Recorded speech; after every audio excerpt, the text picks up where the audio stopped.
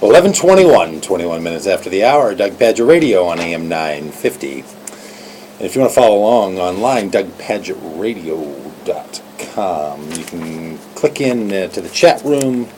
You can follow along with the video cast and all going on over there. Good to have Makisha aboard. Seriously, folks, that Generate magazine, worth picking up if you missed that last segment, GenerateMagazine.com. Yeah. Yeah, I tried to ask her what her favorite Bruce Springsteen song was, which I try to ask the guests when they call in here on the show. She didn't have one. She almost responded as if she didn't know of whom I was speaking. It was almost like she didn't know what I was talking about. Yeah. Well, she's a terrific gal, and I'm not going to hold that against her because I think the work that she's doing over there is downright fantastic.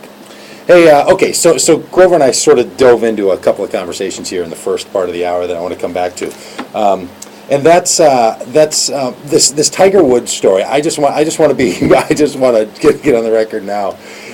This thing is not going away. There's some funny business going on here about Tiger Woods in this having a car accident at 2 in the morning. His wife having to come in 2:30 in the morning. His wife having to come get him out of the car.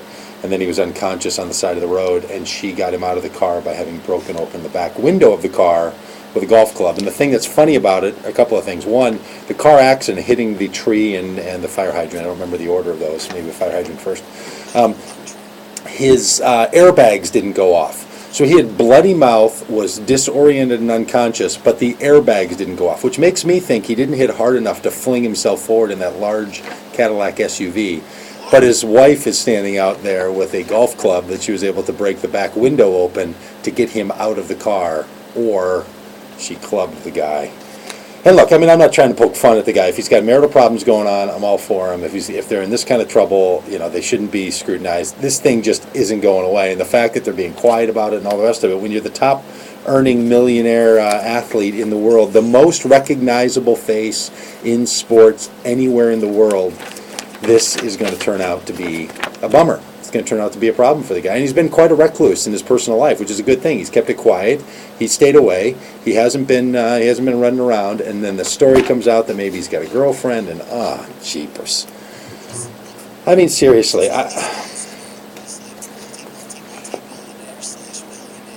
Yeah. You mean that they go philandering around and go running and causing trouble?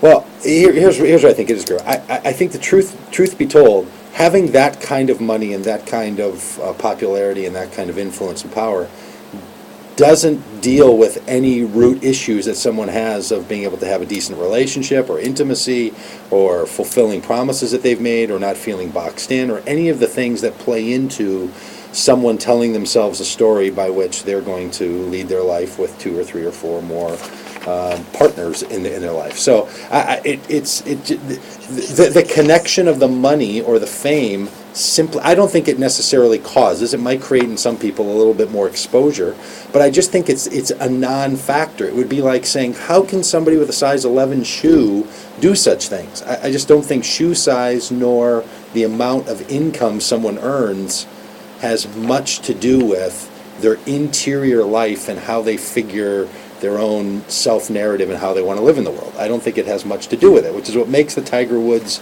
story or any of these celebrity stories interesting, is that it cracks the facade that if one had the world at their fingertips financially or with fame or with influence, that would somehow solve the problem. So I think that's what's interesting about these kinds of stories. I'm not trying to be voyeuristic, and I sure don't want to sit in the seat of the mocker, and be the one poking fun at Tiger Woods and saying, good, now finally you got your due and something bad happened to you. Not at all.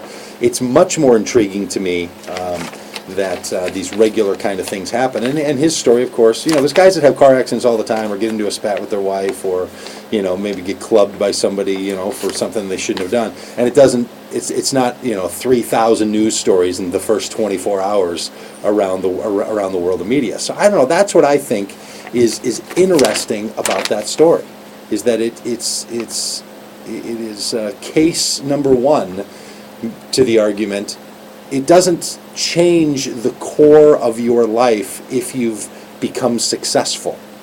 Now look, having enough money to not have to live under money pressures, being people that aren't like, me and you that have to worry every day and work every day, ever again, that all that's said, that fact is true and legitimate and meaningful, and they don't have to worry about those things, but that doesn't mean that the rest of the human conditions, troubles and struggles and turmoils aren't sitting right in front of them. And so, there's this old Bible passage that many people might be familiar with that's often taken out of context and misused, as so many Bible passages are. This one famously of Jesus speaking to a fellow and saying, what good does it do if someone gains the whole world and yet loses their very soul? Right? So, meaning the connection between having all this stuff and having a sense of your own being, your own connection, your own quality of life internally and externally aren't necessarily connected. Well, not even necessarily connected. They're just not connected. And that's part of the pursuit, is that so many of us have to spend so much time and so much work doing so many things to try to just fill in the gaps of what it takes to get along in the world, that many people don't have the energy or the time, they think, to put into caring for their sort of internal life. But I'll tell you what, if you're going to reach the level of top-notch professional athlete and celebrity, and you're going to oversee an entire fortune that goes with that, guys like Tiger Woods, they don't have a lot of time on their hands, right? Like, you could say, man, when the guy's got everything that he needs, how could he be out running, right? I bet that guy's life is awfully busy. I bet there's a guy whose pressures and thoughts and worries and considerations, now maybe self-chosen as opposed to imposed upon him by someone else. If the guy's a janitor at a plant somewhere, he's probably thinking like, man, if I could choose, I'd much rather have that life. That being the case, it still is an awful lot going on for this guy. There's a lot going on in his life, and I'm not trying to get him off the hook or put him on the hook, but just rather state, this story's not going away, and I think as we hear about it, it's sort of worth this. All right, two other things I want to mention. Now I only got a minute left. Iran now is just basically flipping off the whole rest of the international community, saying, oh yeah, you know what, now you're even going to find out less about what we're doing. That Iran is starting to cause some serious strife for some people.